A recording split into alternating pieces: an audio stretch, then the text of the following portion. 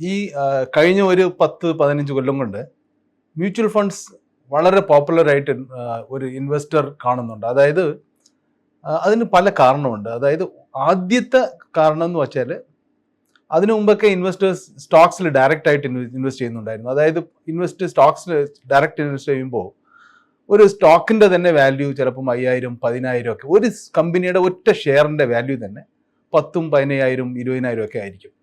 ഇപ്പോൾ മ്യൂച്വൽ ഫണ്ട്സിൽ ആ 15,000 എടുത്തുകൊണ്ട് മ്യൂച്വൽ ഫണ്ട് ഇടുമ്പോൾ ആ മ്യൂച്വൽ ഫണ്ട് സ്കീം ഒരു ഫ്ലെക്സി ക്യാപ് സ്കീം ആണെങ്കിൽ 40-50 സ്റ്റോക്ക് വരെ, അതായത് 40-50 കമ്പനികളുടെ ഷെയർസിൽ അവർ ഇൻവെസ്റ്റ് ചെയ്യാൻ പറ്റും. അതിൽ ഇവർ നേരത്തെ വാങ്ങിക്കാൻ പറ്റാതിരുന്ന ഒരു 50,000 രൂപ വിലയുള്ള ഒരു സ്റ്റോക്കും അതിൽ കാണും.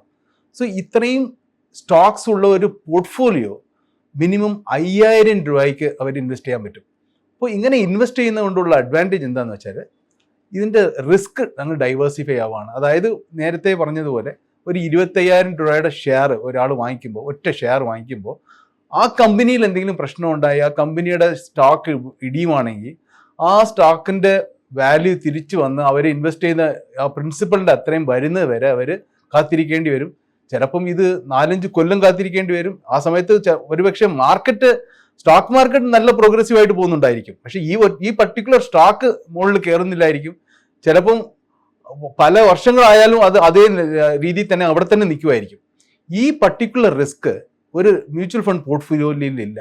കാരണം ഇത് 40-50 സ്റ്റോക്കിൽ വീതിച്ച് ഇൻവെസ്റ്റ് ചെയ്യുന്നുണ്ട്.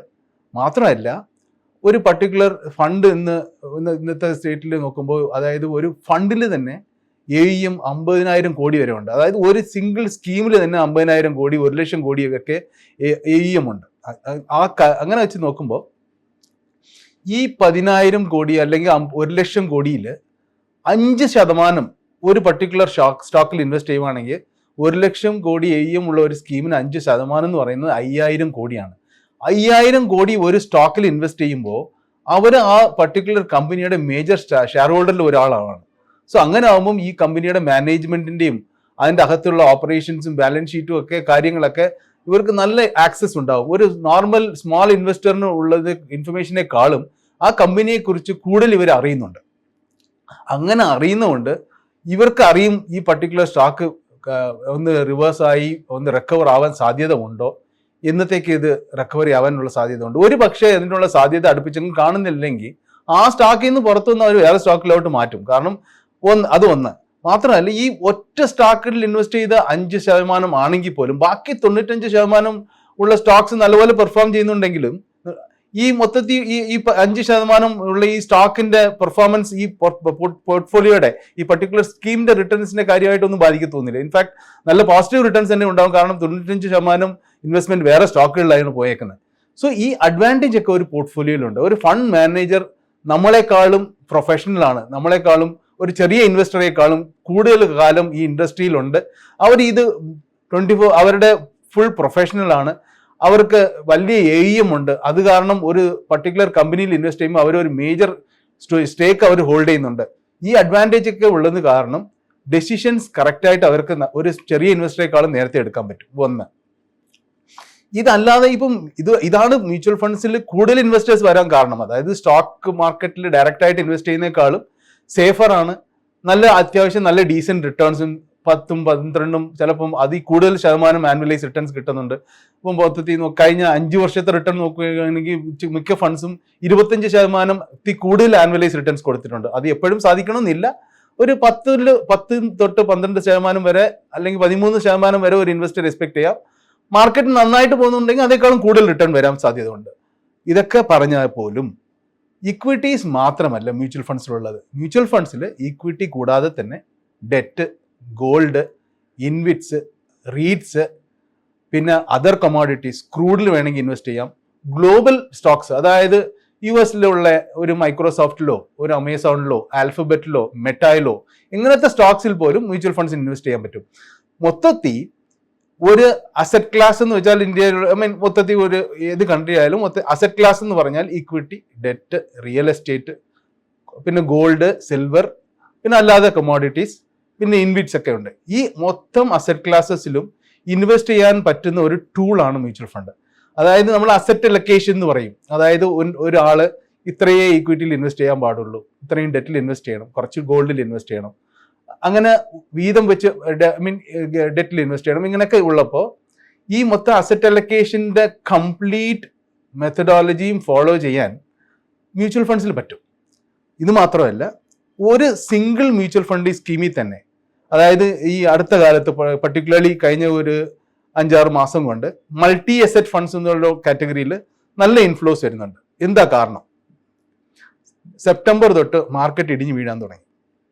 പിന്നെ ഒരു ഏപ്രിൽ ആകുമ്പോഴത്തേക്ക് പിന്നെ റിക്കവർ ചെയ്തു. പക്ഷേ ഈ 5-6 മാസത്തേക്ക് മാർക്കറ്റ് ഡൗണിലായിട്ട് കണ്ടിന്യൂസ് ആയിട്ട് അതിൻ്റെ വാല്യൂ കുറഞ്ഞുകൊണ്ടിരിക്കുമായിരുന്നു ഇൻവെസ്റ്റേഴ്സിൻ്റെ, പർട്ടിക്കുലർലി ഇക്വിറ്റി, മൊത്തം പ്യുവർ ഇക്വിറ്റി ഫണ്ട്സിൽ ഇൻവെസ്റ്റ് ചെയ്ത ഇൻവെസ്റ്റേഴ്സ്. ഇപ്പോൾ ആ സമയത്ത് മൾട്ടി അസറ്റ് ഫണ്ടിൽ ഇൻവെസ്റ്റ് ചെയ്ത ഇൻവെസ്റ്റേഴ്സ് പലർക്കും വാല്യൂ കുറഞ്ഞിട്ടില്ലായിരുന്നു. കാരണം ആ സമയത്ത് ഗോൾഡ് നന്നായിട്ട് പെർഫോം ചെയ്തു. അപ്പോൾ മൾട്ടി അസറ്റ് ഫണ്ട്സിൽ ഗോൾഡിൽ എക്സ്പോഷർ 15-20% എടുത്തിരുന്ന ഇൻവെസ്റ്റേഴ്സും, പിന്നെ ആ പോർട്ട്ഫോളിയോയിൽ അത്യാവശ്യം ഡെറ്റും സിൽവറും അല്ലാതെ ഗ്ലോബൽ ഈക്വിറ്റീസും എക്സ്പോഷർ ഉണ്ടായിരുന്ന ഇൻവെസ്റ്റേഴ്സിന് ബാക്കി 100% പ്യുവർ ഡൊമസ്റ്റിക് ഇക്വിറ്റീസിൽ ഇൻവെസ്റ്റ് ചെയ്ത ഇൻവെസ്റ്ററിന് കണ്ട വീഴ്ചയുടെ അത്രയും വീഴ്ച ഇല്ലായിരുന്നു. അപ്പം ഇത് മനസ്സിലാക്കി ഇൻവെസ്റ്റേഴ്സ് കഴിഞ്ഞ ഒരു 3-4 മാസമായിട്ട് മൾട്ടി അസറ്റ് ഫണ്ട്സിൽ കൂടുതൽ ഇൻവെസ്റ്റ് ചെയ്യുന്നുണ്ട്. കാരണം ഈ മൾട്ടി അസറ്റ് ഫണ്ട്സിൽ ഈ എല്ലാ അസറ്റ് ക്ലാസ്സിലും ഇൻവെസ്റ്റ് ചെയ്യാൻ പറ്റും. മാത്രമല്ല, ഈ ഇപ്പം ഒരു 10-15% ഒരു പർട്ടിക്കുലർ അസറ്റ് ക്ലാസ്സിൽ, ഒരു ഈക്വിറ്റിയിൽ 50% ഇങ്ങനെയൊക്കെ ഇൻവെസ്റ്റ് ചെയ്താൽ പോലും ഇത് ഫിക്സഡ് അല്ല.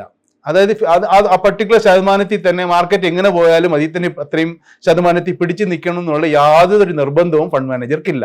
ഇത് ഫ്ലെക്സിബിൾ ആണ്, കംപ്ലീറ്റ്ലി ഫ്ലെക്സിബിൾ ആണ്. ഇപ്പം മാർക്കറ്റ് നല്ലപോലെ ഇടിയാൻ സാധ്യത ഉണ്ടെങ്കിൽ ഇക്വിറ്റി എക്സ്പോഷർ ഇവർ കുറയ്ക്കും, ആർബിട്രാജിന്റെ എക്സ്പോഷർ കൂട്ടും. അതേപോലെ ഗ്ലോബൽ അൺസർട്ടനിറ്റീസ് ഒരുപാടുണ്ട്. ഇപ്പം തന്നെ നമ്മൾ ഇസ്രായേൽ ഇറാൻ ഇഷ്യൂസ് നടക്കുന്നുണ്ട്. അത് കാരണം ഇക്വിറ്റി മാർക്കറ്റ്സ് വീഴുന്നുണ്ട്, എന്നാലും ഗോൾഡിന് നല്ല കയറ്റമുണ്ട്.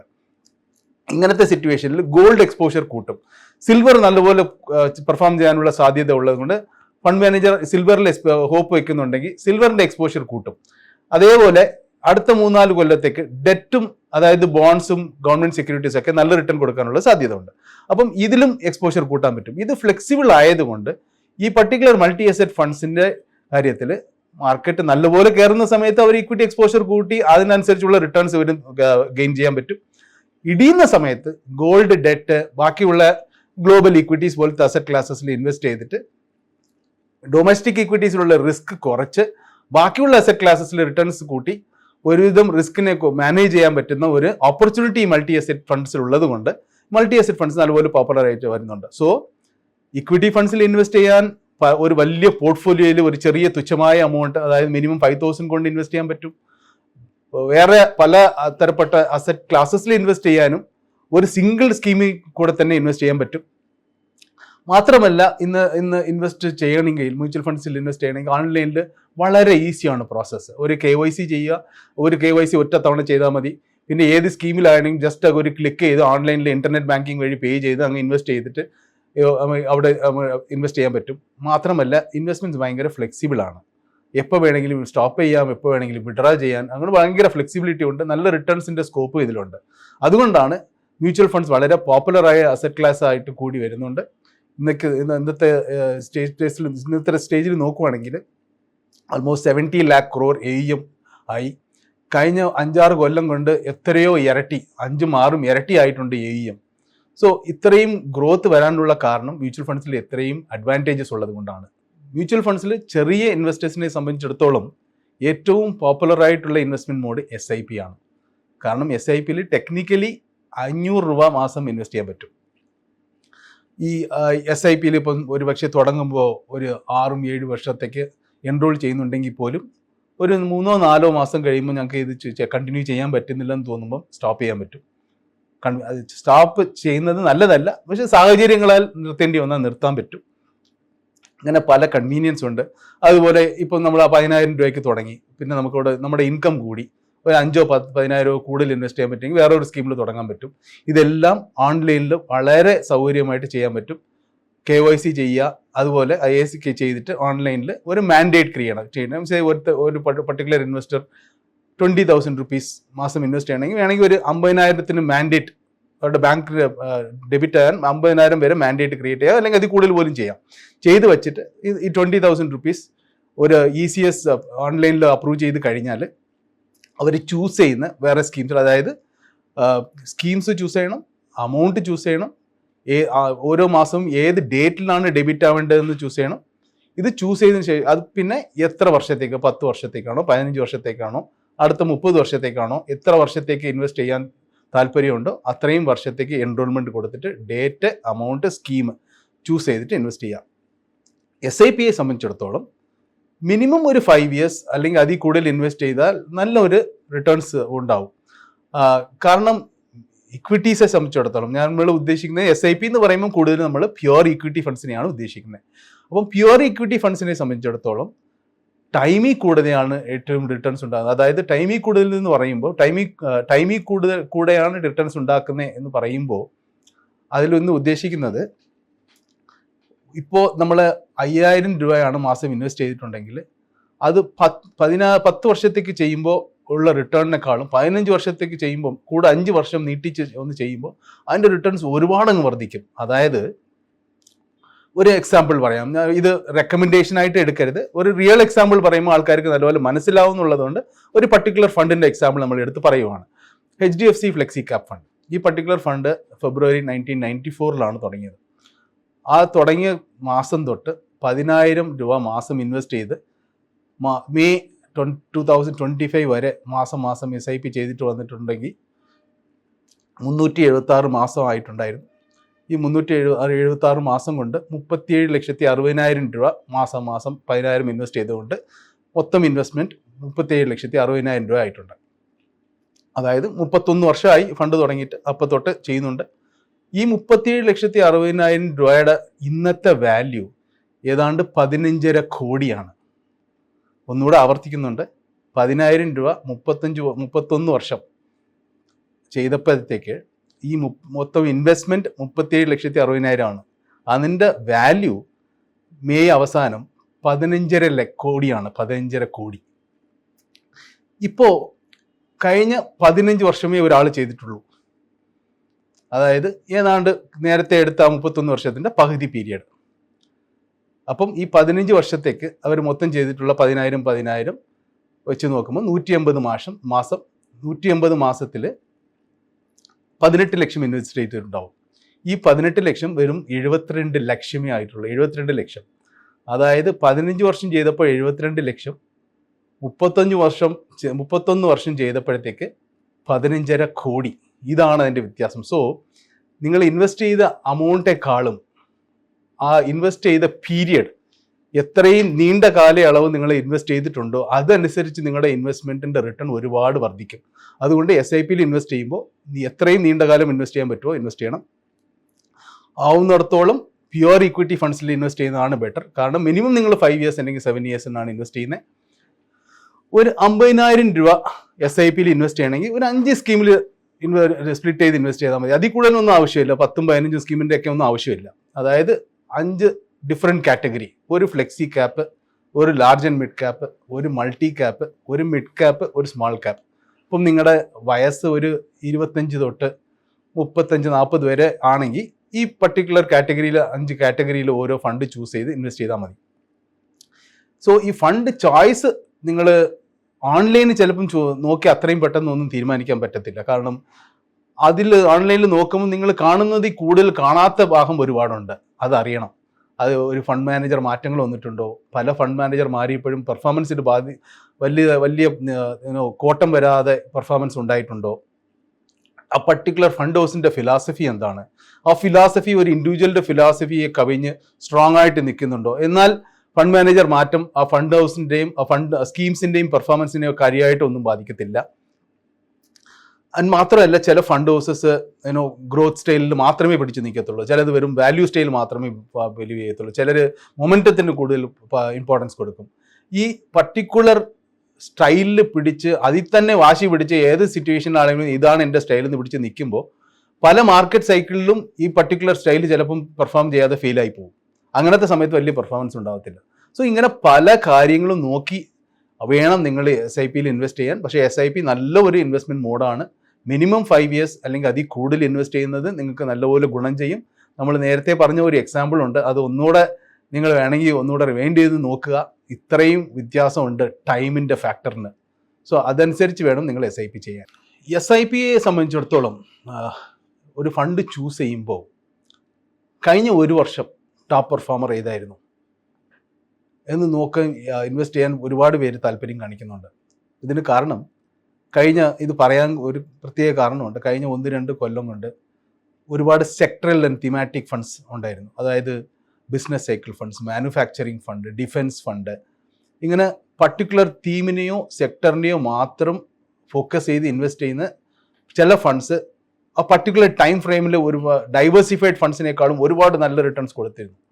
പക്ഷേ ഇതിൻ്റെയൊക്കെ റിട്ടേൺസ് വളരെ സിക്ലിക്കലാണ്. അതായത് ഒരു പർട്ടിക്കുലർ ടൈം ഫ്രെയിമിൽ മാത്രമേ അത് നല്ലപോലെ കത്തി നിൽക്കത്തുള്ളൂ. പിന്നെ ഒരു നീണ്ട കാലയളവ്, ചിലപ്പോൾ 4-5 വർഷവും ഒരു വലിയ ഒന്നും ഇല്ലാതായിരിക്കും പെർഫോമൻസ്. ഇപ്പം ഉദാഹരണത്തിന് നമ്മൾ ഫാർമ ഫണ്ട്സിനെ എടുത്ത് നോക്കുകയാണെങ്കിൽ, പ്യുവർലി ഫാർമ സ്റ്റോക്സിൽ മാത്രം ഇൻവെസ്റ്റ് ചെയ്യുന്ന ഫാർമ ഫണ്ട്സ് മാർച്ച് 2020, അതായത് കോവിഡ് വരുന്നത് വരെ ഏതാണ്ട് 5 വർഷത്തിന് വലിയ കാര്യമായിട്ട് ഒന്നും ഇല്ലായിരുന്നു പെർഫോമൻസ്. പക്ഷേ ഈ കോവിഡ് വന്നപ്പോഴും ഡയഗ്നോസിസ് മെഡിസിൻസിനൊക്കെ വാല്യൂ, അതിൻ്റെ ഡിമാൻഡ് കൂടിയപ്പോൾ ശരിക്കും ഒരു കയറ്റം കയറി. പക്ഷേ 5 വർഷം കാര്യമായിട്ട് റിട്ടേൺസ് ഇല്ലായിരുന്നു. ഫാർമ എന്ന് പറയുന്നത് ശരിക്കും നമ്മൾ ഒരു എവർഗ്രീൻ സെക്ടർ എന്നാണ് പറയുന്നത്. പക്ഷേ ഫാർമയ്ക്ക് പോലും ഇങ്ങനത്തെ ഒരു സംഭവം ഉണ്ടായി. ഒരു 5 കൊല്ലത്തേക്ക് ഇങ്ങനത്തെ ഒരു കോട്ടം ഉണ്ടായിരുന്നു പെർഫോമൻസിൽ. സോ ഡിസിപ്ലിൻഡ് ഇൻവെസ്റ്റിംഗ് മാത്രമല്ല, ഡിസിപ്ലിൻഡ് ഫണ്ട് സെലക്ഷനും ഉണ്ട്. അതായത് നമ്മൾ ഒരു ഷോർട്ട് ഫോക്കസ്, അതായത് ഒരു ഷോർട്ട് മൈൻഡഡ് അപ്രോച്ചിൽ നമ്മൾ ചൂസ് ചെയ്യേണ്ട സ്കീം. അതായത് കഴിഞ്ഞ 5 കൊല്ലം 15 കൊല്ലം 20 കൊല്ലം കൺസിസ്റ്റൻ്റ് ആയിട്ട് പെർഫോം ചെയ്തിട്ടുള്ള, എപ്പോഴും ടോപ്പ് 25% പെർഫോമൻസിൽ ടോപ്പ് 25% ഉണ്ടായിട്ടുള്ള സ്കീംസിനെ ചൂസ് ചെയ്യണം. ചൂസ് ചെയ്തതിന് ശേഷം maybe once in 2-3 years ചില ഫണ്ട്സിൽ മാറ്റം വേണ്ടി വരും. അവരുടെ പെർഫോമൻസ് ചിലപ്പം താഴോട്ട് പോകും. ചില കാരണങ്ങളാൽ അവരുടെ പെർഫോമൻസ് പിന്നെയും തിരിച്ചു വരാൻ കുറേ സമയമെടുക്കാനുള്ള സാധ്യത കാണുമായിരിക്കും. അങ്ങനെയുള്ള സമയത്ത് ഫണ്ട്സിനെ മാറ്റണം. അല്ലെങ്കിൽ അതിൻ്റെ സാധ്യത വരുന്നവരെ ഈ ഫണ്ടിനെ ഒരിക്കലും, അതായത് ഈ ഡിസിപ്ലിൻ എന്ന് പറയുന്നത് ഈ മാസം 50,000 ആണോ 1,00,000 ആണോ, ഈ അമൗണ്ടിനെ ഇൻവെസ്റ്റ് ചെയ്യുന്ന ആ ഹാബിറ്റിനെ ഒരിക്കലും നിർത്തില്ല. സ്കീംസ് ചിലപ്പോൾ മാറ്റിയേക്കാം, അതിൻ്റെ ആവശ്യം വരുമ്പോൾ മാറ്റിയേക്കാം, പക്ഷേ ഈ ഹാബിറ്റ് ഒരിക്കലും മാറ്റില്ല.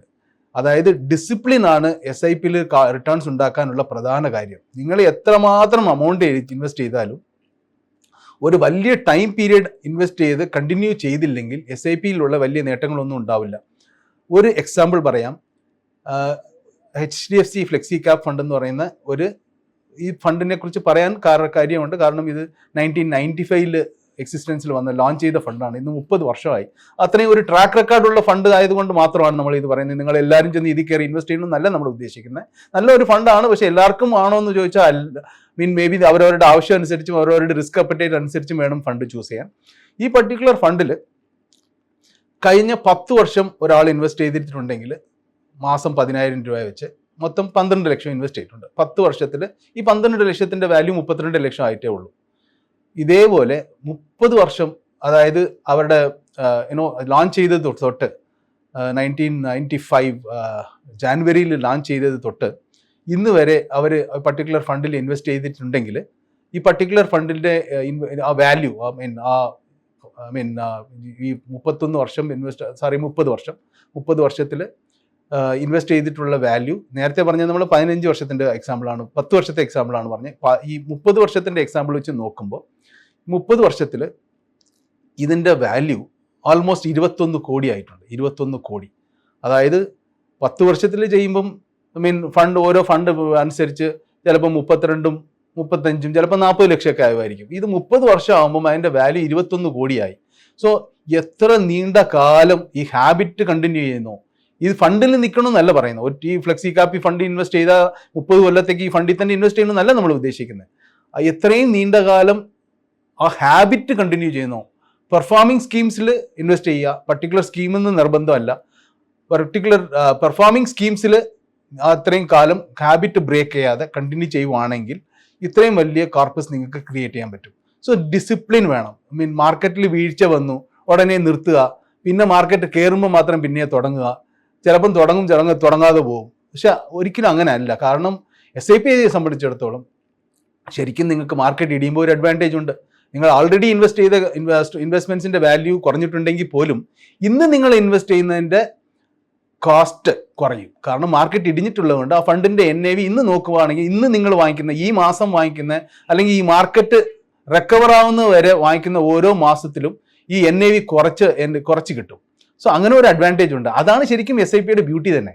SIPയെ സംബന്ധിച്ചിടത്തോളം മാർക്കറ്റ് കയറുമ്പോഴും വാങ്ങിക്കണം, ഇറങ്ങുമ്പോഴും വാങ്ങിക്കണം. ഇറങ്ങുമ്പം ചീപ്പായിരിക്കും, കയറുമ്പം അതിന്റെ NAV കൂടുതലായിരിക്കും, ഓൾറെഡി ഇൻവെസ്റ്റ് ചെയ്ത ഇൻവെസ്റ്റ്മെന്റ്സിന്റെ വാല്യൂയും കൂടുതലായിരിക്കും. ഇറങ്ങുമ്പം നേരത്തെ ഇൻവെസ്റ്റ് ചെയ്തതിന്റെ വാല്യൂ ഇറങ്ങുവാണെങ്കിൽ പോലും അപ്പോഴത്തെ ആ മാസത്തെ ഇൻവെസ്റ്റ്മെന്റ് അല്ലെങ്കിൽ ആ പർട്ടിക്കുലർ മാസങ്ങളിലെ ഇൻവെസ്റ്റ്മെന്റ് കുറഞ്ഞ NAVക്ക് കിട്ടുന്നുണ്ട്. മാത്രമല്ല ഇടപ്പെട്ട സമയത്തിൽ നിങ്ങൾ മാർക്കറ്റ് വീഴുന്നുണ്ടോ ഇറങ്ങുന്നുണ്ടോ എന്ന് നോക്കേണ്ട കാര്യമില്ല. കാരണം നിങ്ങൾ ഇൻവെസ്റ്റ് ചെയ്യുന്നത് 15-20 വർഷത്തേക്ക് ആണെങ്കിൽ 20 വർഷം 25 വർഷം കഴിയുമ്പം ഇത് മിനിമം ഒരു 12 to 15% ആനുവലൈസ് റിട്ടേൺ കിട്ടാനുള്ള സാധ്യത ഉണ്ട്. 12% ആൾമോസ്റ്റ് സർട്ടൺ ആണ്. ചിലപ്പോൾ അതിൽ കൂടുതൽ 15% വരെ നിങ്ങൾക്ക് ആനുവലൈസ് റിട്ടേൺ കിട്ടാനുള്ള സാധ്യത ഉണ്ട്.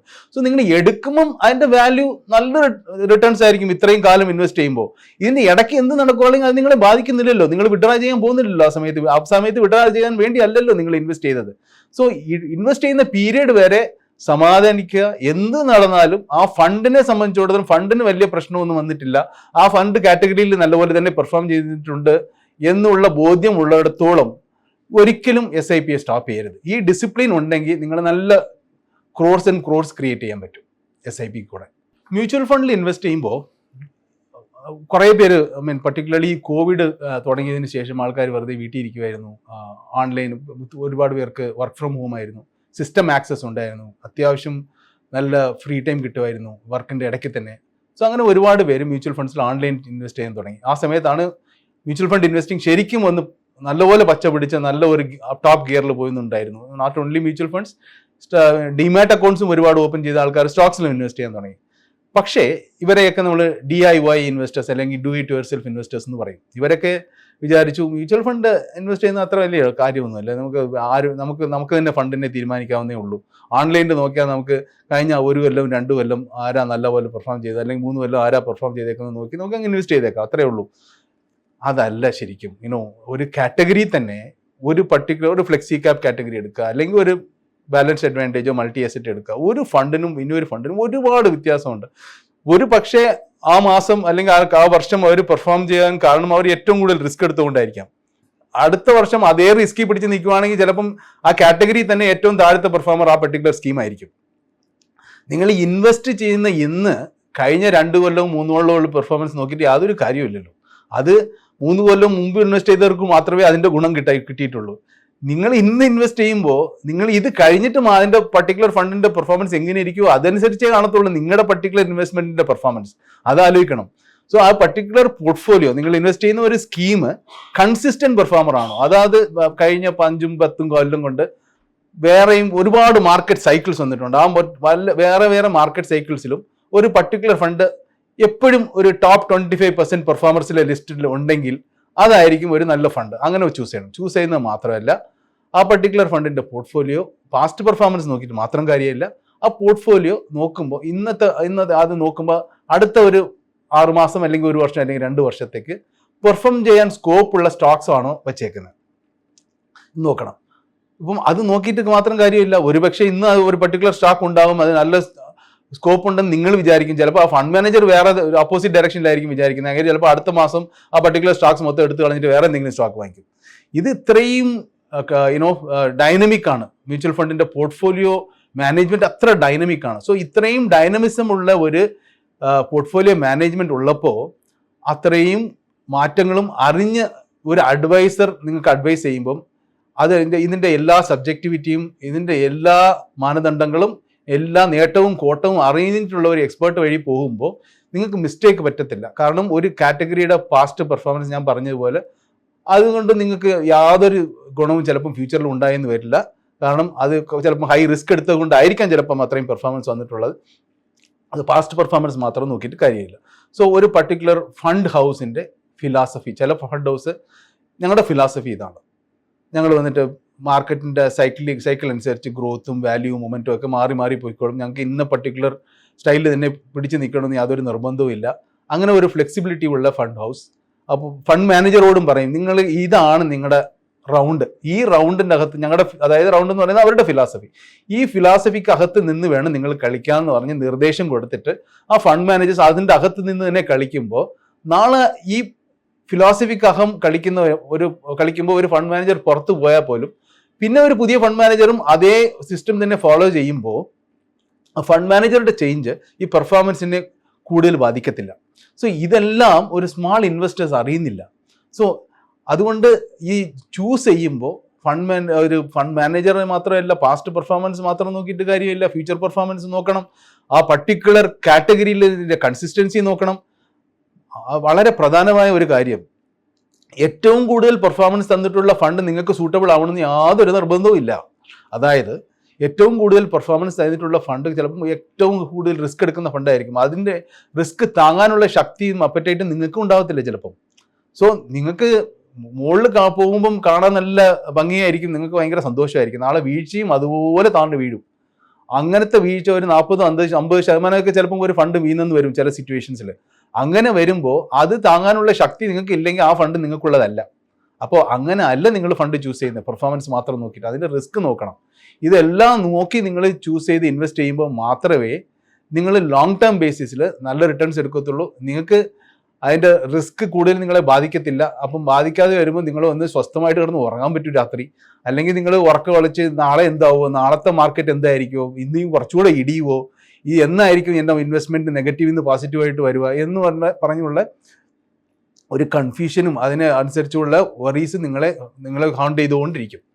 അതിൽ നിന്ന് നിങ്ങൾ സ്വസ്ഥമായിട്ട് ഇൻവെസ്റ്റ് ചെയ്യണമെങ്കിൽ ഈ ഇത്രയും ഫാക്ടേഴ്സ് നോക്കണം. സോ ഇതിലുള്ള എല്ലാ ഫാക്ടേഴ്സും നിങ്ങളൊരു ഓൺലൈനിൽ ചുമ്മാ നോക്കിയത് നിങ്ങൾക്ക് കിട്ടത്തില്ല. ഇതിലറിയാതെ നിങ്ങൾ കിടക്കുന്ന ഒരുപാട് ഇൻഫർമേഷൻ അതിൻ്റെ പുറയിലുണ്ട്. അതും ഒരു ഫണ്ട് മാനേജറിനും ഉള്ളതാണ്. ആ ഫണ്ട് മാനേജറിൻ്റെ മൊത്തം പ്രവൃത്തിയും ക്ലോസ് ആയിട്ട് ഫോളോ ചെയ്യുന്ന ഒരു എക്സ്പേർട്ട്, ഇൻവെസ്റ്റ്മെൻറ്റ് എക്സ്പേർട്ടിനായിരിക്കും ഇതെല്ലാം അറിയാവുന്നത്. സോ അവർ വഴി വേണം നിങ്ങൾ ചൂസ് ചെയ്ത് നിങ്ങളുടെ പോർട്ട്ഫോളിയോ മാനേജ് ചെയ്യുക. അവർ നിങ്ങൾ ഓരോ കാലങ്ങളിലും മാർക്കറ്റിൻ്റെ മാറ്റമനുസരിച്ച് ഫണ്ട് മാനേജ്മെൻറ്റിൻ്റെയും ഫണ്ട് സ്കീമിൻ്റെയും പെർഫോമൻസ് അനുസരിച്ച് നിങ്ങൾക്ക് അതിനുള്ള നിർദ്ദേശങ്ങൾ തരും. എപ്പോഴാണ് മാറ്റേണ്ടതെന്ന് വെച്ചാൽ മാറ്റാൻ പറയും. നിങ്ങൾക്ക് വേറെ ഏതെങ്കിലും മാത്രമല്ല, ഇത് മാത്രമല്ല ഒരു എക്സ്പേർട്ടിൻ്റെ ജോലി. അവർ നിങ്ങളുടെ ഓവറോൾ കംപ്ലീറ്റ് ഫിനാൻഷ്യൽ പ്ലാനിങ്ങും ചെയ്തു തരും. നിങ്ങൾ എങ്ങനെയൊക്കെ ഇൻവെസ്റ്റ് ചെയ്യാൻ ഉദ്ദേശിക്കുന്നു, നിങ്ങൾക്ക് എത്ര കടനുണ്ട്, എത്ര നിങ്ങളുടെ പിള്ളേരുടെ പഠിത്തത്തിനും കല്യാണത്തിനൊക്കെ എത്ര എമൗണ്ട് നിങ്ങൾ ഇൻവെസ്റ്റ് ചെയ്യണം എന്ന് ആലോചിക്കുന്നു, നിങ്ങളുടെ റിട്ടയർമെൻറ്റിന് എത്ര കാശ് വേണ്ടി വരും, ഇത് മൊത്തം ഫിനാൻഷ്യൽ പ്ലാനിങ്ങും ചെയ്തു തരും ഒരു expert. So do it your self എളുപ്പമാണ്, പക്ഷെ അത്രയും ഗുണകരമായെന്ന് വരില്ല. സോ നിങ്ങൾ എളുപ്പം നടക്കാൻ വേണ്ടി അല്ലല്ലോ ഇൻവെസ്റ്റ് ചെയ്യുന്നത്. ഏറ്റവും കൂടുതൽ റിട്ടേൺസും നല്ല നിങ്ങളുടെ റിസ്ക് അപ്പറ്റൈറ്റിനകത്തു നിന്ന് കളിക്കുന്ന ഫണ്ട്സിൽ വേണമല്ലോ നിങ്ങൾ ഇൻവെസ്റ്റ് ചെയ്യാൻ. അങ്ങനെയാണ് നിങ്ങൾ ഇൻവെസ്റ്റ് ചെയ്യുന്നുണ്ടെങ്കിൽ അപ്പോൾ നിങ്ങൾ നല്ല ഒരു എക്സ്പേർട്ടിനെ മീറ്റ് ചെയ്ത് അഡ്വൈസ് വാങ്ങിച്ച് ഇൻവെസ്റ്റ് ചെയ്താലേ കറക്റ്റായിട്ടുള്ള ഇൻവെസ്റ്റ്മെൻറ്റ് ഡെസിഷൻ എടുത്ത് കറക്റ്റായിട്ട് നിങ്ങൾ കാർപ്പസ് ക്രിയേറ്റ് ചെയ്യാൻ പറ്റത്തുള്ളൂ.